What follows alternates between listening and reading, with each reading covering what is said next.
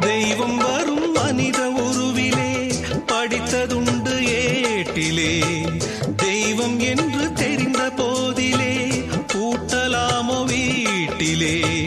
பூஜை செய்யும் தேவி உன்மேல் ஆசை வைத்தால் பாவம். நானும் உன்னை தாரம் என்று ஏற்றுக்கொண்டால் துரோகம். ஜீவனுள்ளவான் நீ